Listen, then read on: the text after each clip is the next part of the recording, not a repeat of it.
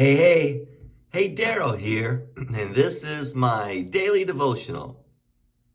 Frank Sinatra famously sang these words: "For what is a man? What has he got?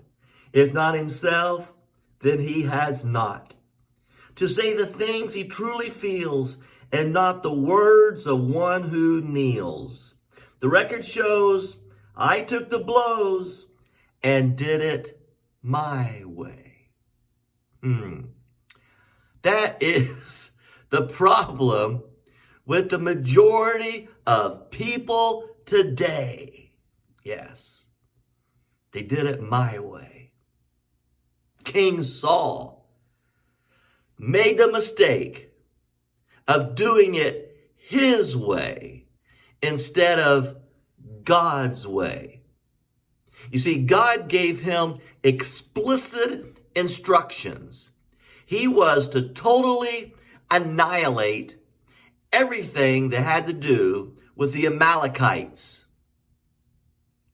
But instead, he chose to do it his way. Consider the instructions God gave to King Saul. Go attack the Amalekites, totally destroy everything that belongs to them. Do not spare them. Put to death men and women, children and infants, cattle and sheep, camels and donkeys. Totally annihilate everything regarding the Amalekites. So he summoned his men together, and he sort of did it, but he pretty much did it his way.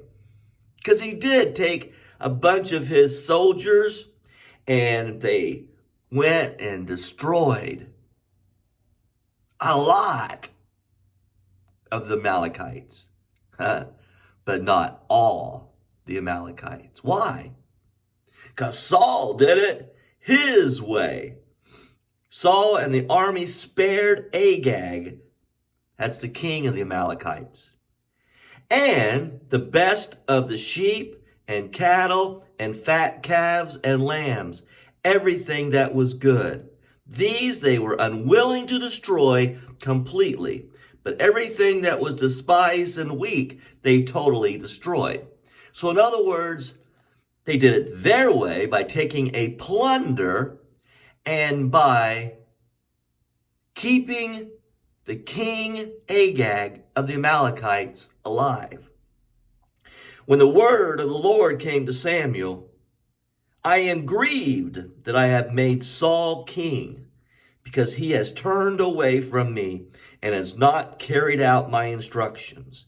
Samuel was troubled, and he cried out to the Lord all that night. Now, it's a grieving time. Grieving that Saul had even become the king. And so, to show you how the one who thinks their way is the right way, King Saul finally comes to Samuel, and he is so proud that he has followed the instructions of the Lord. He is blinded to the truth that he didn't follow the rules to their completion.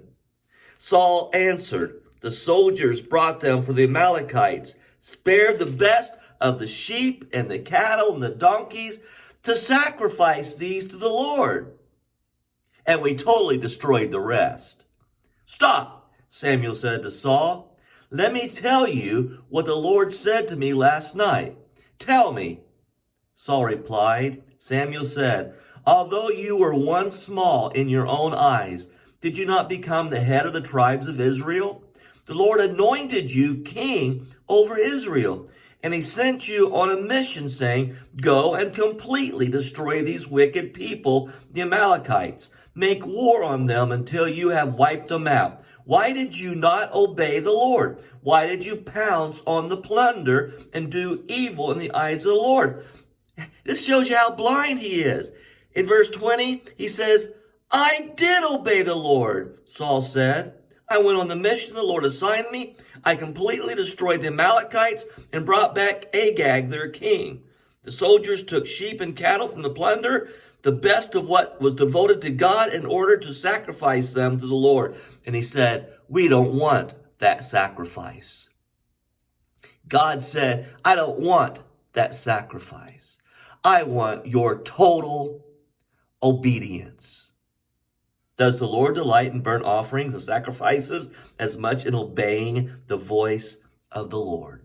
So, verse 34, then Samuel left for Ramah, but Saul went up to his home in Gilboa.